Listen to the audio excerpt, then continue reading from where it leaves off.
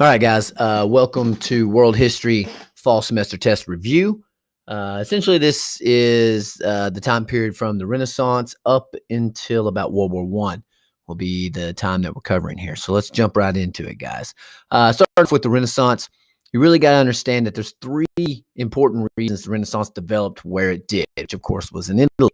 The Greco-Roman heritage, the fact that that was where the old Roman civilization had sprung up from. And in the time period, Italy really was the only place in Europe that had any kind of advanced cities. They also had wealthy merchants because of their position in the Mediterranean Ocean. And those are really the three reasons, Mediterranean Sea, Ocean, sorry. Those are the three reasons that the Renaissance developed in Italy. Now, during this time period, you see the rise of the humanists. And humanists are very important because they have a belief that's very different from the belief that had pervaded the Dark Ages. And their belief is that humans have individual worth. And that was a powerful notion that kind of brought out the creativity of human beings in Europe there. And it's really going to help pull Europe out of the Dark Ages. Now, the Renaissance man, of course, was something important from the time period. And essentially, this idea that they are people who excel in many fields. They may be a painter, a poet, a fighter, whatever. They do all these scientists. They excel in many fields, and that's the Renaissance man. The Renaissance movement will help push forward a couple of other movements, including things like the Age of Exploration, and of course, one of the most famous explorers of the Age of Exploration was the Italian ship captain Christopher Columbus. Now, Columbus sailed for the Spanish because they were the only ones to give him ships, and his whole idea was that he was going to sail west, and that was how he was going to establish a trading route with India instead of going around Africa. And while he didn't make it to India, it did open up the New World course. Another, offshoot of the Renaissance was something called the Reformation. And the Reformation essentially was begun by a monk named Martin Luther, who, of course, wrote the 95 Theses. Essentially, he's saying that the church had become corrupt and it needed to be changed, reformed, so that it can continue its service for God and for the people of Europe there. Now, he didn't understand that his 95 Thesis was going to set off this monumental movement, but it certainly did. And they, all these people in this time period, again, with the Renaissance being our kind of our root thing, and Renaissance is something that it was big in two real big areas, and that's art.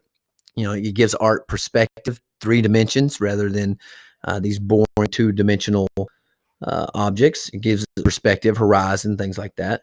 And of course, the Renaissance changes some societal norms. But all this stuff, the Renaissance and the Reformation are eventually going to make their way to England. And during the reign of King Henry VIII, of course, he had all his issues with his wives, and that they're all religious issues. The biggest issue troubling England following his death was religious conflict. Whether or not that country is going to remain Catholic, or was it going to be a new Protestant faith, such as what Henry had done during his life. So religious conflict really troubling England following his death. Going back to the Age of Exploration, you had the Portuguese Prince Henry, whose most notable contribution to the Age of Exploration was, of course, his creation of navigational schools. Very important, although he did not necessarily discover anything new himself. His value on education is going to help some of these explorers go out and find new places for Europe. Now, also during the Age of Exploration, you have shogunate Japan that's developing. And, there were certain levels in shogunate Japan. At the head was, of course, the emperor, although he was a figurehead. And the real power, of course, was the shogun. Below them, ruling at the local level, you had the daimyo, these samurai lords. Below the daimyo were the samurai, who were basically the protectors, the knights. And below them, of course, you had the peasants. And lowest in Japan was actually the merchants, surprisingly enough. All right. Let's see where we're at. We've talked about him several times, but there was a man named Niccolo Machiavelli, famous for writing The Prince, basically a political handbook to try to help these princes know how they should rule their little city-states if they want to stay in power. And a theory that arises soon after all this, a theory that a monarch rules by divine right, becomes known as absolutism. And, of course, we talk about several fantastic absolute rulers: Louis XIV, Queen Elizabeth I, uh, Peter the Great, Ivan the Terrible. There are many. Catherine the Great.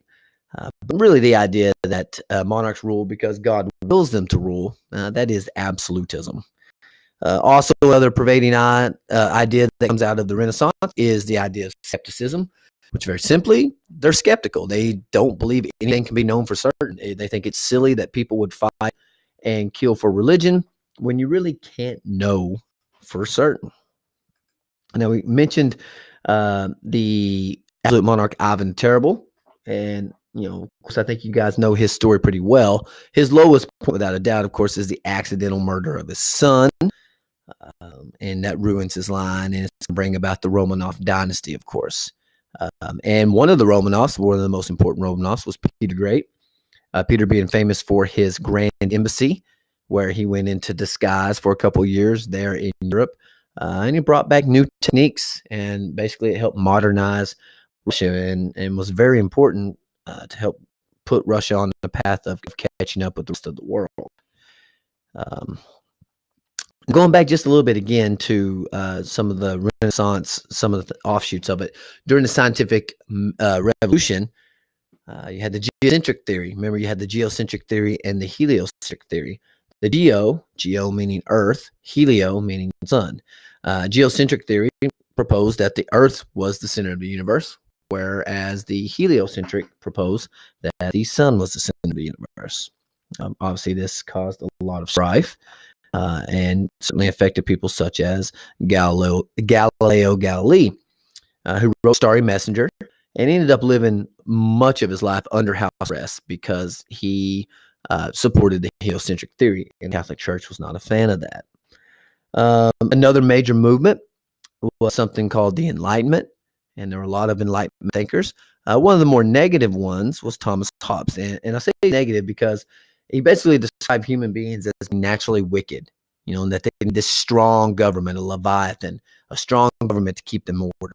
And basically, Lord of the Flies. If there wasn't a government to keep people in order, then they would go crazy and start killing each other. So he was certainly a supporter of absolute monarchy.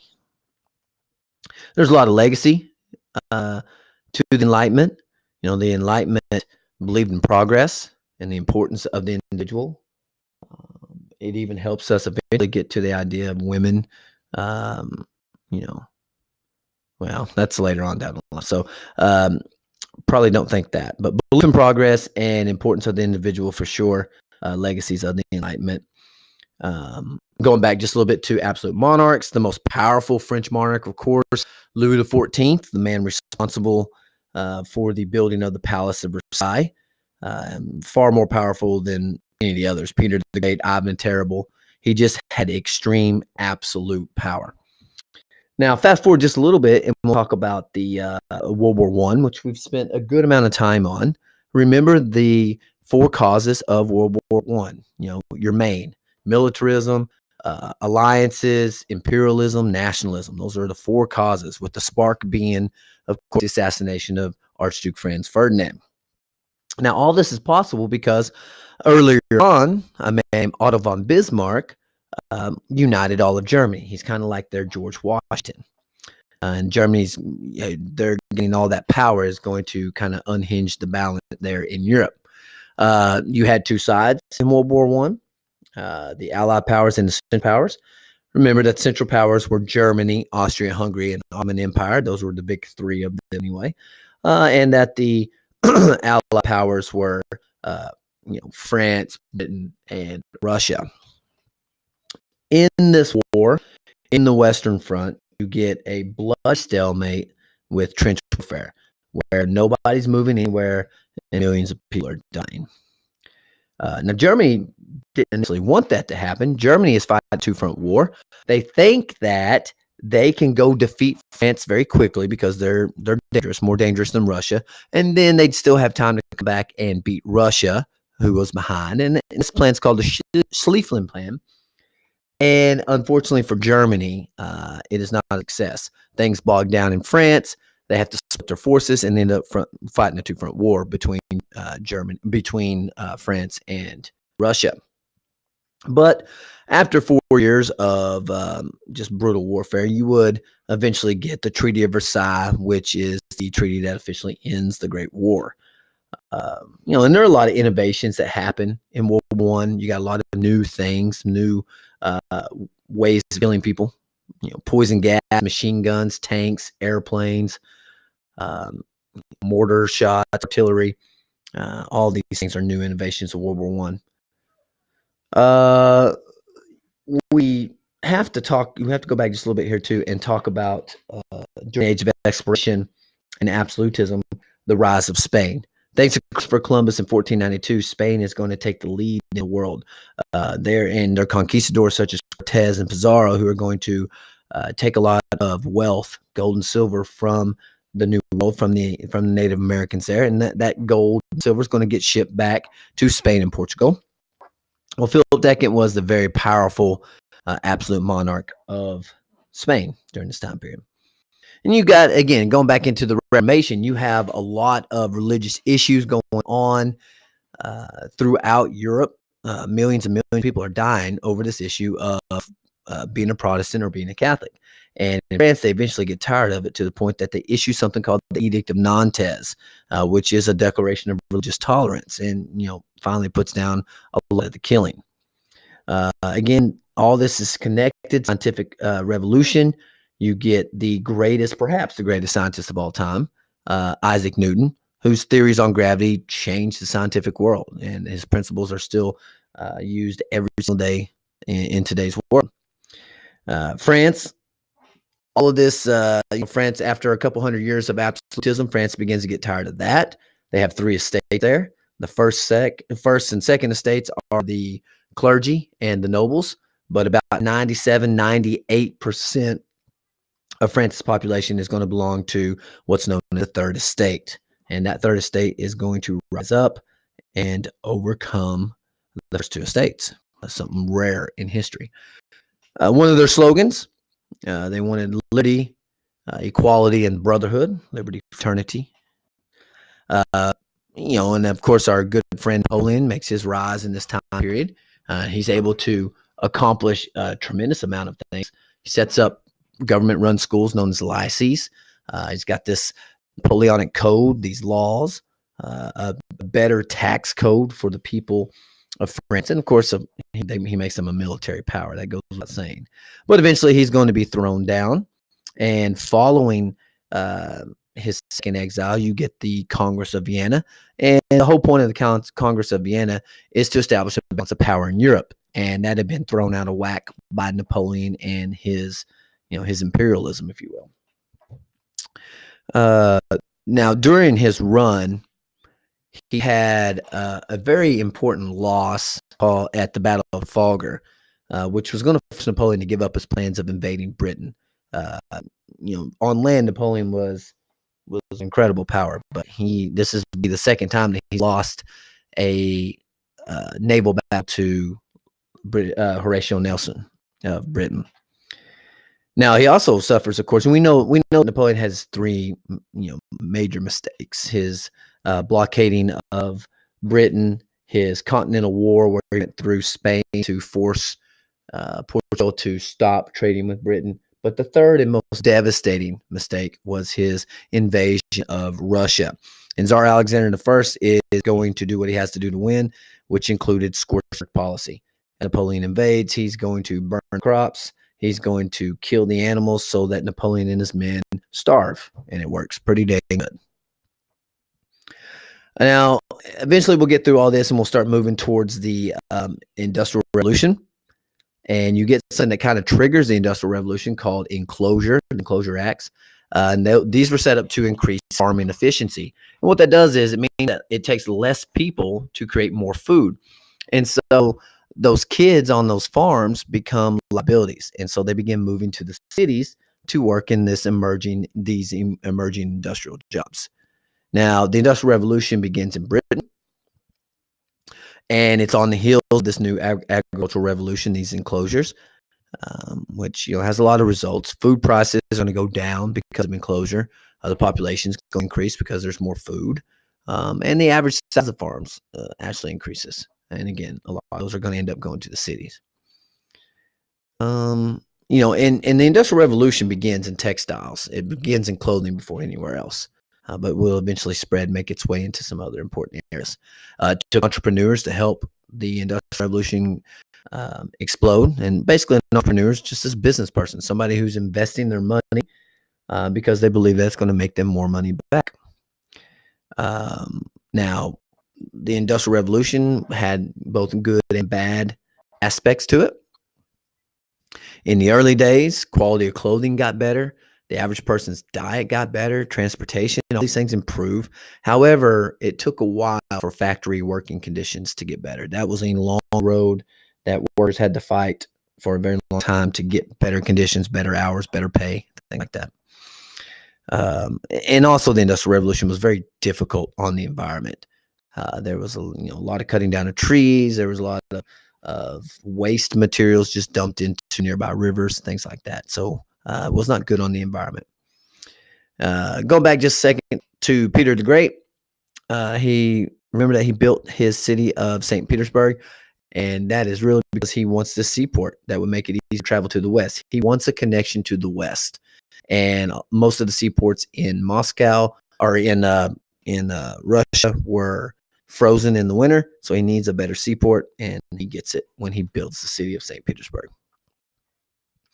Now, Spain, who was getting rich back in the age of exploration when they were stealing all gold and silver from the New World, they will end up experiencing a period of severe inflation and heavy taxes. These are both things that help weaken the Spanish Empire. All that silver leads to inflation. And they're not very good with their taxes. In fact, they don't tax the middle class people. They're just taxing the poor people. So that will help weaken the country of Spain. Nearby France, you get Cardinal Richelieu, who's actually ruling in place of Louis XIII. And his whole point is to try to increase the power of the Bourbon monarchy. And to do that, he also hates the French Protestants, who are known as Huguenots. So he moves against the Huguenots. And he's also going to weaken the power of the nobles by forcing them to take down their walls in their castles so that they can't defend themselves against the monarchy. Peter the Great, westernizing Russia, some of the things that he did. He raised women's status. He made life a little bit better for them. He also forces nobles to wear Western fashions, even making them, shave their beards, which they were not fans of. And that caused a lot of problems with his nobles, but he did it anyway because he was an absolute monarch. Now, Ivan the Terrible, one of the reasons he's called Ivan the Terrible isn't necessarily that he killed his son, but because in his later years, he organized a police force that murdered people that he considered traitors. They're not getting trials. They're against him, so he just has them murdered. You had the Revolutionary War we talked briefly about. And why is America successful in the victory over Britain? And really, more than anything, is that a stronger motivation to fight. It means more to them than it does to Britain, who has colonies all over the world. And in some ways, really, they're just not willing to fight the colonists to control them. You had Francis Bacon in the Scientific Revolution. He's going to be famous for developing something known as the scientific method, which was a very important part of the scientific revolution. So make sure you associate Francis Bacon, with the scientific method. And lastly, you have a question covering Declaration of Independence, which was, of course, the embodiment of Enlightenment ideals.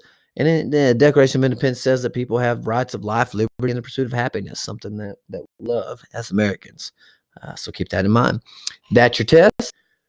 If you use this review properly, you take notes off of it and you study, I have no doubt that you'll be very successful on your semester test. Good luck.